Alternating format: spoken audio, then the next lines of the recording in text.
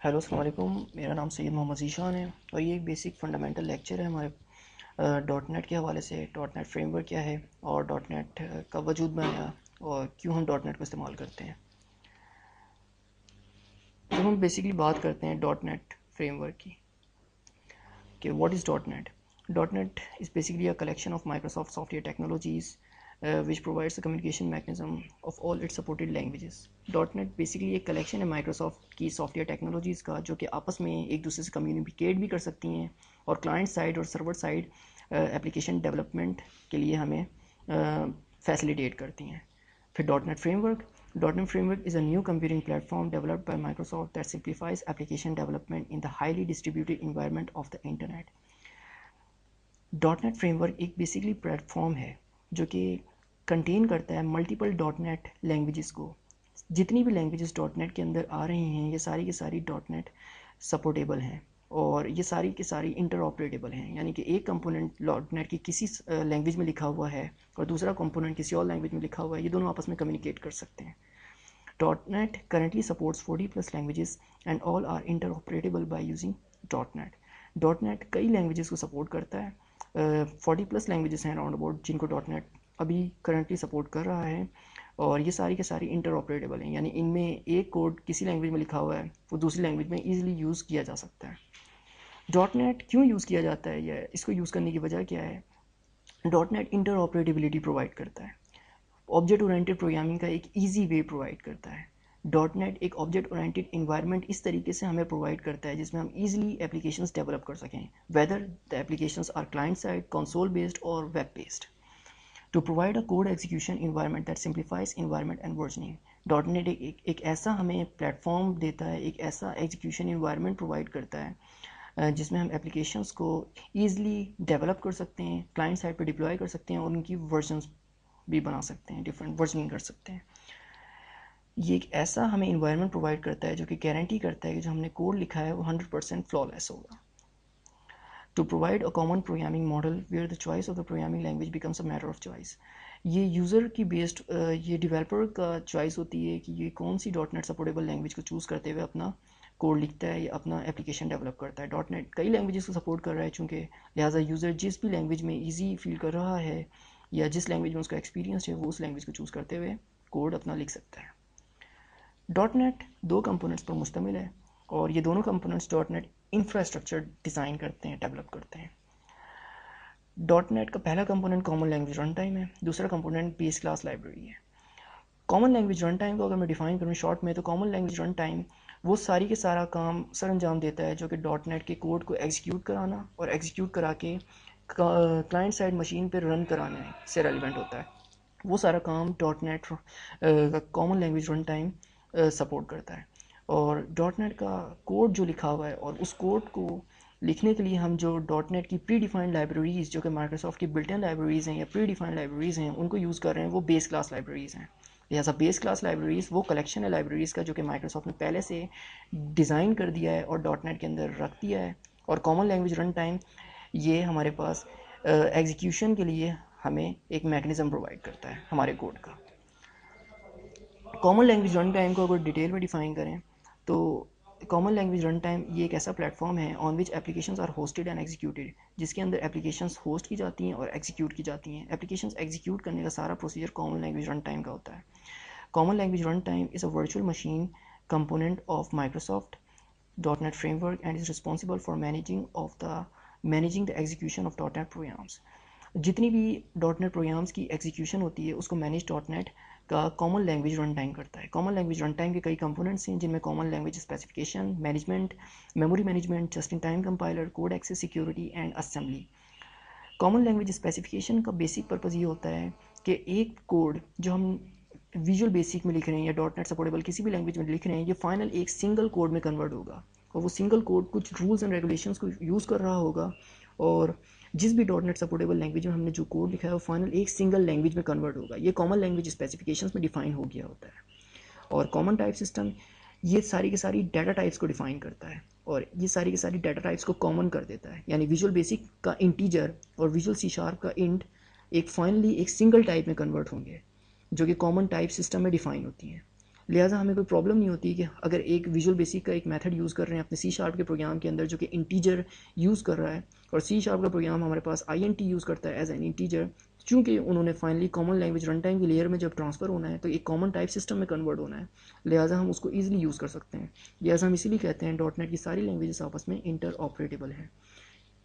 Memory management, .NET common language run time memory management का काम भी करता है, यानी कि जितनी भी मेमोरी हमारी वेरिएबल्स या डिफरेंट और भी हमारे मेमोरी को यूज़ करने के लिए जो हम चीज़ें इस्तेमाल कर रहे होते हैं, जब उनकी ज़रूरत होती है तो उनको मेमोरी यूटिलाइज़ कर दी जाती है और वो मेमोरी यूटिलाइज़ कर लेते हैं, और जब उनकी ज़रूरत ख़त्म हो जाती है तो उनको डायनेमिकली मेमोरी से रिमूव कर दिया जाता है, और ये काम .NET common language run time का गार्बेज कलेक्टर ऑटोमेटिकली कर देता है।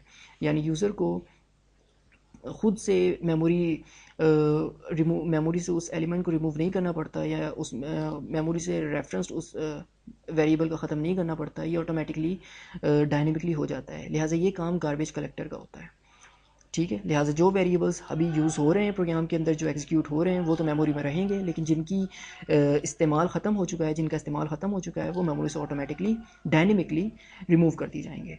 जस्ट इन टाइम कंपाइलर का काम ये होता है कि जो हमारा कोड फाइनल इंटरमीडिएट लैंग्वेज का कोड आया है, यानी कि किसी भी .NET सपोर्टेबल लैंग्वेज के सोर्स कोड को जब कन्वर्ट किया जाता है तो वो फाइनल एक इंटरमीडिएट लैंग्वेज के कोड में कन्वर्ट होता है, और उस इंटरमीडिएट लैंग्वेज के कोड को जब हमारा कॉमन लैंग्वेज रन टाइम के अंदर ट्रांसफ़र किया जाता है तो कॉमन लैंग्वेज रन टाइम हमारा उस कोड को जस्ट इन टाइम कंपाइलर को ट्रांसफ़र कर देता है, और जस्ट इन टाइम कंपाइलर हमारे उस कोड को फाइनल मशीन लैंग्वेज कोड में कन्वर्ट करता है। अगर हम इसको फर्दर आगे देखते हैं तो उसको डिटेल में हम चले जाएंगे। Code access security, different security checks होते हैं कि हमारा जो कोड है वो सिक्योर है, उसकी इनकोडिंग फुली है और वो हैक ईजिली नहीं किया जा सकता है, लिहाजा सिक्योरिटी चेक्स भी अप्लाई होते हैं। और फाइनल असेंबली जो हमारा एग्जीक्यूटेबल कोड बनता है, एक्जी है, .exe है या .dll है, उसको हम असेंबली कहते हैं। एक्जी की सिचुएशन में डायरेक्ट क्लाइंट साइड पर उसके सिस्टम रिक्वायरमेंट्स और सिस्टम स्पेसिफिकेशंस के लिहाज से कॉमन लैंग्वेज रन टाइम उस कोड को असेंबल कर देता है और उस कोड को एग्जीक्यूट कर देता है, और फाइनली हम उस कोड को रन कर सकते हैं। लेकिन .dll के केस में हमारे पास उस कोड का रेफरेंस होता है और उस कोड के अंदर डिफरेंट लाइब्रेरीज मौजूद होती हैं जिनको हम further as a reference of assembly हम किसी और प्रोग्राम में यूज़ कर सकते हैं। यानी DLL के अंदर कई क्लासेस और लाइब्रेरीज मौजूद होती हैं जिनको हम किसी और प्रोग्राम में यूज़ कर सकते हैं। यहाँ पर दो किस्म की DLL हैं अगर DLL की बात की जाती है, शेयर्ड DLLs यानी शेयर्ड असम्बलीज़, और प्राइवेट DLLs यानी प्राइवेट असम्बलीज़। शेयर्ड असम्बलीज़ वो असम्बलीज़ होती हैं हमारे पास जो कि मल्टीपल हम अपने प्रोजेक्ट्स में यूज़ कर सकते हैं, और प्राइवेट असम्बलीज़ वो असम्बलीज़ होती हैं जो कि हम अपने सिंगल प्रोजेक्ट में, यानी उसी पर्टिकुलर प्रोजेक्ट के लिए वो असम्बली होती है। यहाँ पर शेयर्ड असम्बलीज़ की एग्जांपल मैं इस तरह दे सकता हूँ, माइक्रोसॉफ्ट की जो built in base classes libraries हैं वो असम्बलीज़ हैं, वो DLLs हैं, और उनको हम अपने किसी भी प्रोजेक्ट में यूज़ करते हैं, उनका रेफरेंस यूज़ करते हैं, लिहाजा वो शेयर्ड असम्बलीज़ हैं। अब हम एक एग्जीक्यूशन मॉडल देख लेते हैं। बेसिकली .NET के अंदर हम जो भी कोड लिखते हैं वो फाइनल एग्जीक्यूट कैसे होता है। .NET सपोर्टेबल किसी भी लैंग्वेज में जो भी कोड लिखा जाता है और वो उस पर्टिकुलर लैंग्वेज का कंपाइलर उस कोड को लेता है और उस कोड को लेने के बाद एक कॉमन इंटरमीडिएट लैंग्वेज के कोड में कन्वर्ट कर देता है। मतलब ये कि C# में हमने जो कोड लिखा है, C# का कंपाइलर उस कोड को लेगा और फाइनल एक कॉमन इंटरमीडिएट लैंग्वेज में कन्वर्ट कर देगा। VB.NET का कंपाइलर उस कोड को लेगा और फाइनल एक कॉमन इंटरमीडिएट लैंग्वेज में कन्वर्ट कर देगा। इसी तरह .NET सपोर्टेबल किसी भी लैंग्वेज में जो हमने कोड लिखा है उस लैंग्वेज का कंपाइलर उस कोड को लेगा और एक कॉमन इंटरमीडिएट लैंग्वेज में कन्वर्ट कर देता है। यानी कि तमाम .NET सपोर्टेबल लैंग्वेजेस में लिखा हुआ कोड एक कॉमन लैंग्वेज में कन्वर्ट हो जाता है फाइनली। अब उसके बाद ये जो कॉमन इंटरमीडिएट लैंग्वेज में ये जो कोड हमारे पास कन्वर्ट हो चुका है, उसके बाद इस कोड को कॉमन लैंग्वेज रन टाइम को दे दिया जाता है। कॉमन लैंग्वेज रन टाइम सबसे पहले अपनी रेफरेंस असेंबली लोड करता है मेमोरी के अंदर, और उसके बाद उस कॉमन इंटरमीडिएट लैंग्वेज कोड को उठा लेता है, ले लेता है, और उस पर जितने भी चेक्स होते हैं वो परफॉर्म कर लेता है, और फाइनली उस कोड को नेटिव मशीन कोड में कन्वर्ट कर देता है। तो जब कॉमन लैंग्वेज रन टाइम उस कॉमन इंटरमीडिएट लैंग्वेज के कोड को लेता है तो उस कोड को जस्ट इन टाइम कंपाइलर को दे देता है, और जस्ट इन टाइम कंपाइलर का काम ये होता है कि उस कोड को मशीन कोड में कन्वर्ट करता है। लिहाजा ये एक हमारे पास पूरा के पूरा मॉडल है कि किस तरह VB.NET के अंदर लिखा हुआ कोड VB.NET का कंपाइलर लेगा और उसको एक कॉमन इंटरमीडिएट लैंग्वेज में कन्वर्ट कर देगा। इसी तरह .NET सपोर्टेबल किसी भी लैंग्वेज में लिखा हुआ कोड उसका कंपाइलर लेगा और उसकी इंटरमीडिएट लैंग्वेज में कन्वर्ट कर देगा, और फाइनल वो कोड हमारा कॉमन लैंग्वेज रन टाइम लेगा और उस कोड पे अपने चेक्स परफॉर्म करने के बाद अपने जो कंपोनेंट्स हैं उनको अप्लाई करने के बाद जस्ट इन टाइम कंपाइलर को वो कोड देगा और उसको फाइनल एक नेटिव मशीन कोड में कन्वर्ट कर देगा और फाइनल हमारे पास असेंबली क्रिएट हो जाएगी जो कि फाइनली एक एक्जी फाइल होगी या DLL फाइल होगी। ये टोटल एक स्ट्रक्चर होता है डॉट नेट के अंदर प्रोग्राम किस तरह एग्जीक्यूट करता है। उसके बाद बेस क्लासेस लाइब्रेरीज जो कि डॉट नेट का डिफरेंट दूसरा कंपोनेंट है। ये बेसिकली कलेक्शन ऑफ लाइब्रेरीज़ है, कलेक्शन वो क्लासेस हैं, वो इंटरफेसेस हैं जो कि डॉट नेट के अंदर प्री डिफाइंड होते हैं जो कि माइक्रोसॉफ्ट ने ऑलरेडी डॉट नेट के अंदर रख दिए हैं।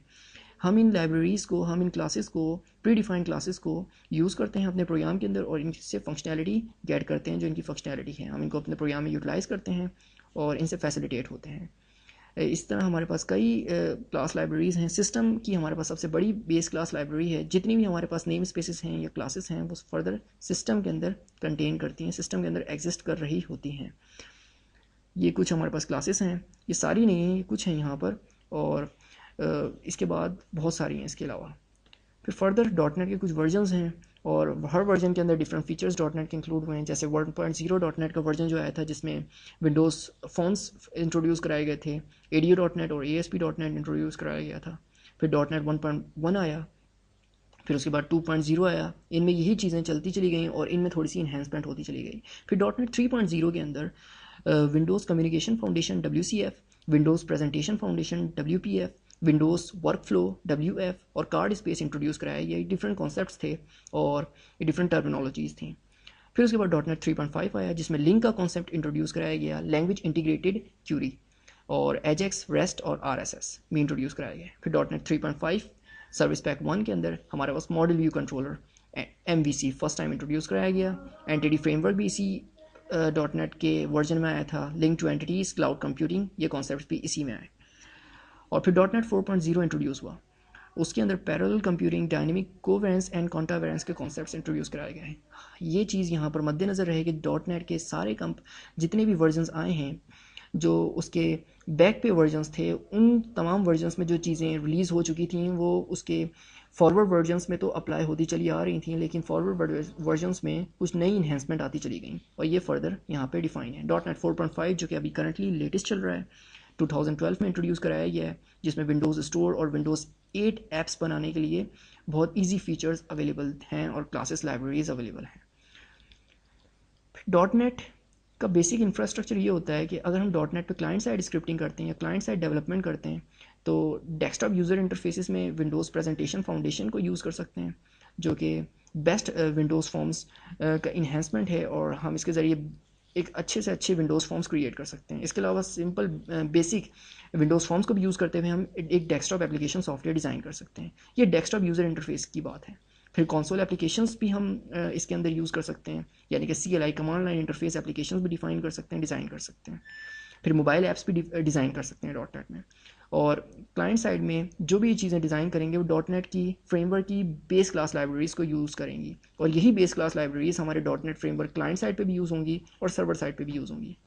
सर्वर साइड पे और डिफरेंट हमारे पास कंपोनेंट्स आ जाते हैं जिसमें ADO dot net, entity framework, enterprise services और डिफरेंट और कंपोनेंट्स हैं, WCF सर्विसेज और ASP dot net, MVC, Silverlight और Windows communication foundations enterprise components में ये सारी चीज़ें आ जाती हैं। माइक्रोसॉफ्ट ने अपना एक इंटीग्रेटेड डेवलपमेंट इन्वायरमेंट दे दिया है, पब्लिक कर दिया है, जिसको हम यूज़ करते हुए डॉट नेट के अंदर ईजी डेवलपमेंट कर सकते हैं।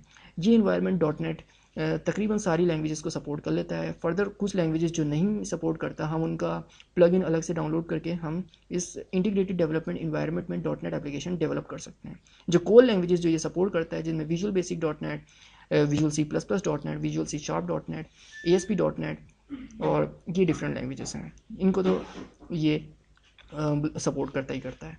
तो हम माइक्रोसॉफ्ट विजुअल स्टूडियो को यूज़ करते हुए डॉट नेट फ्रेमवर्क के अंदर ईजी डेवलपमेंट कर सकते हैं। मेरा नाम सैयद मोहम्मद ज़ीशान है, बहुत बहुत शुक्रिया।